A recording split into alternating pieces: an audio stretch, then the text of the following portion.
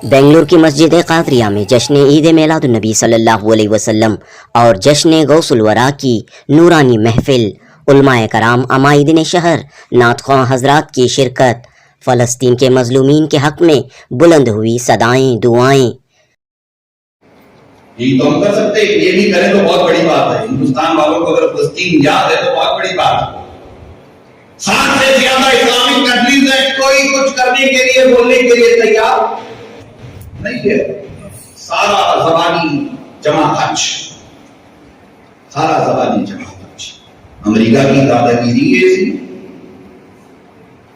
इस दुनिया में 3 चीजें चलती है शाह साहब, मौलाना 3 चीजें इस दुनिया में चलती है। एक दादागिरी है ना, दादागिरी है, दादागिरी चल रही है पूरी दुनिया में। अमेरिका की दादागिरी चल रही है। दूसरी बाबागिरी, या तो दादागिरी चलाओ या तो बाबागिरी चलाओ। और तीसरी नेतागिरी है। क्या है? नेतागिरी। नेतागिरी करो, नेताओं की चापलूसी करो, नेताओं की चर्चागिरी करो, नेतागिरी करो। ये 3 काम है। अफसोस होता है, बहुत ही अफसोस होता है। हम खैर उम्मत हैं, खैर उम्मत। फलस्तीन में हजारों की तादाद में अब तक छोटे छोटे बच्चे जाम शहादत नोश कर चुके हैं। 23 नवंबर 2023 जुमेरात की शाम जुमा मस्जिद ट्रस्ट बोर्ड और कादरिया मस्जिद मेलाद कमेटी के तहत अजीमुशान तकरीब मुनक़द हुई। रियासत कर्नाटक के मारूफ उलमाए कराम मौलाना मोहम्मद तनवीर पीरा हाशमी और मौलाना अब्दुल कादर शाह वाजिद ने खुसूसी खिताब फरमाया।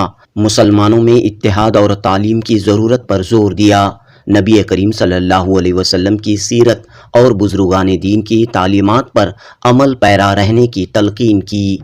मौलाना तनवीर पीरा हाशमी ने ख़ास तौर पर फ़लस्तीन के मसले पर रोशनी डालते हुए कहा कि तालीम की वजह से मुट्ठी भर यहूदी कौम पूरी दुनिया में असरअंदाज हो रही है, जबकि मुसलमान कसीर तादाद में रहने के बावजूद एजुकेशन में पीछे हैं और इसलिए मुख्तलिफ़ मसाइल से घिरे हुए हैं, मुख्तलिफ़ मसाइल से दो चार हैं। इस मौके पर जुमा मस्जिद ट्रस्ट बोर्ड के सेक्रेटरी उस्मान शरीफ ने कहा कि हर साल जुमा मस्जिद ट्रस्ट बोर्ड और मस्जिद कादरिया मीलाद कमेटी के तहत ये जलसा मुनक़द किया जा रहा है। आज के इस इजलास में खुसूसी तौर पर मैंने अपने तौर पर भी और हमारे उलमाए किराम ने भी उम्मत मुस्लिमा को कई पैगामात दिए हैं। उनमें खुसूसी तौर पर इत्तेहाद का पैगाम है, एकजहती का पैगाम है और ख़ास तौर पर हमने इस तरफ तवज्जो दिलाने की कोशिश की है कि हमारी अपनी कम्युनिटी इल्म से बहुत दूर है, एजुकेशन से बहुत दूर है। तो हमें चाहिए कि हम बड़े पैमाने पर हुसूल इल्म के लिए, एजुकेशन के लिए, अपने नस्लों को एजुकेट करने के लिए तहरीक चलाएं, बड़े पैमाने पर कोशिश करें।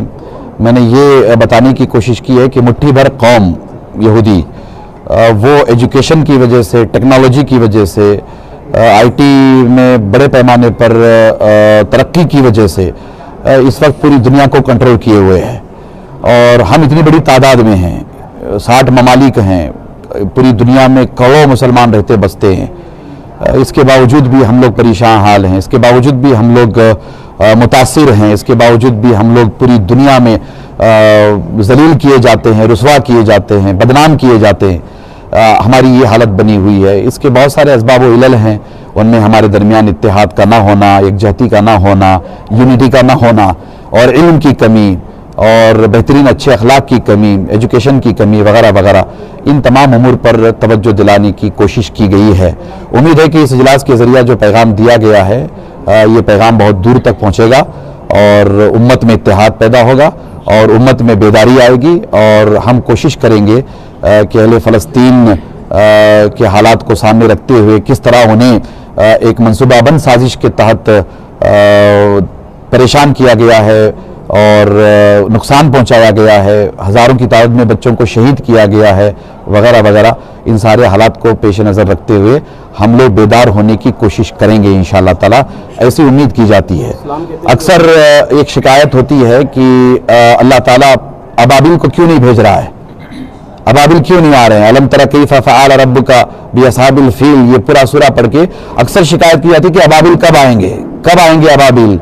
तो मैं मेरी मिल्लत के नौजवानों से, बुजुर्गों से, एक गुनाहगार की हैसियत से मैं कहना चाहूँगा कि अबाबिल आज भी आ सकते हैं, मगर हम में कोई अब्दुल मुत्तलिब नहीं है, हमें कोई अब्दुल मुत्तलिब नहीं है, हमें कोई अब्दुल मुत्तलिब नहीं है।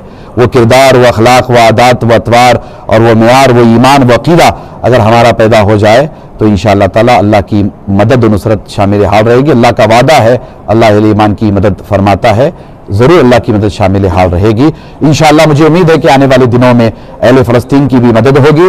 आज जैसे नक्शा है वो नक्शा नहीं रहेगा। अल्लाह तबारक व तआला इस्लाम को गलबा अता फरमाएगा। शायन हुसैन प्रोग्राम है, खानकाह मिज़ार गौसे पाक, जिनके सदक़े में ओटोमन एम्पायर बनी, गौसे पाक के खलीफा इब्ने अरबी रज़ी अल्लाह ताला अन्हु ने फाउंडेशन डाली थी। वो हुकूमत 700 साल रही। जिस दिन से खानकाह कमज़ोर हुआ उस दिन से मुसलमान कमज़ोर हुआ। हमको चाहिए दोबारा हम खानकाह की तरफ रुख करें, औलिया कराम के दामन को मजबूती से पकड़ें तो ईमान के अंदर ताकत भी होगी, रोशनी भी होगी। अल्हम्दुलिल्लाह हर साल की तरह इस साल भी हमारी खादरिया मस्जिद तो जुमा मस्जिद ट्रस्ट बोर्ड के ज़रिए तमाम आती है। तो यहाँ पे हम लोगों ने इस बार भी जश्न ईद मिलादुन नबी और जश्न गौसुल वरा यहाँ पे मुनक़िद किया है। तो अल्हम्दुलिल्लाह ये जुमा मस्जिद ट्रस्ट बोर्ड की जानिब से होता है और खादरिया मस्जिद जो मीलाद कमेटी है जिसमें हमारे कई ज़िम्मेदार मौजूद हैं, हम सब लोग मिलकर इसका इंतज़ाम यहाँ पर करते हैं। और ख़ुसूसी खिताब हज़रत मौलाना तनवीर हाशमी साहब का हुआ और उसके बाद हमारे जो ख़तीब व इमाम है जुमा मस्जिद के मौलाना अब्दुल क़ादिर शाह वाजिद साहब, उनका खिताब रहा। और कई उलमा भी यहाँ पे मौजूद थे, जैसे कि हमारे ग़ुलाम मुख्तार साहब जो जनरल सेक्रेटरी है सुन्नी उलमा काउंसिल के, और सुन्नी उलमा काउंसिल के सदर जनाब नासिर रज़ा साहब वो भी यहाँ पे मौजूद थे। तो अल्हम्दुलिल्लाह यहाँ पे एक बेहतरीन से बेहतरीन इंतज़ामात करने की हमारी कोशिश रही है। ख़वातीन के लिए भी अलग से पर्दे का इंतज़ाम रहा है और ख़ुसूसी तौर पर जब आप ख़िताब सुनेंगे तो इस पर यही तवज्जो दी गई कि जो सरकार गौसे पाक की जो टीचिंग्स है, जब वो छोटे बच्चे थे तो वो जीलान के शहर में जब पैदा हुए थे, तो जब वो तालीम हासिल करना चाहते थे तो जीलान से बगदाद के 2000 किलोमीटर का फासला वो तय करते हुए एक बचपन की उम्र में सिर्फ इल्म के लिए आगे बढ़े थे। तो ख़ुसूसी तौर पर हमारे उलमा ने भी यही बात को फ़रोग़ देते हुए कही है कि हमारी कौम को वक्त ज़रूरत है आगे बढ़ने के लिए, अपने हक़ के लिए आगे बढ़ने के लिए इल्म हासिल करें। सर पैगाम क्या है? सर पैगाम आज का ये जो मौजूदा हालात के पेश नज़र जो है क्या पैगाम है?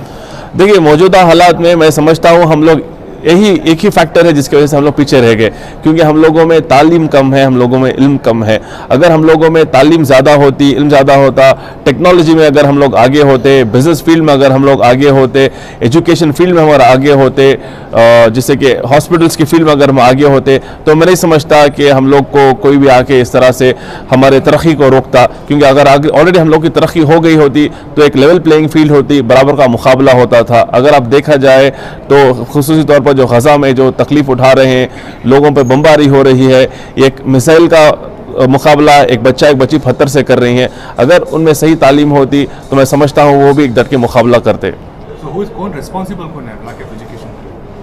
लैक ऑफ एजुकेशन की मैं समझता हूँ हम सब लोग इसके ज़िम्मेदार हैं, क्योंकि एज एन इंडिविजुअल हम लोग को पहले हमारे घर से कोशिश करनी चाहिए, फिर हमारे को देखना चाहिए कि हमारे एम्प्लॉयज़ हैं, चाहे घर में काम करने वाले हो, चाहे हमारे बिजनेस फील्ड में काम करने वाले हों, अगर वो सेल्फ सफिशिएंट है। उसके बाद इर्द गिर्द हम लोग भी बहुत तरीके से, बहुत अलग अलग तरीके से मस्जिद के लेवल से भी कोशिश कर रहे हैं, बहुत सारे आइडियाज़ भी आए हुए हैं। इंशाल्लाह इसको भी हम लोग अमल में लाएंगे और कोशिश करेंगे कि असली तालीम कम से कम या फ्री तरीके से लोगों को इम्पार्ट हो।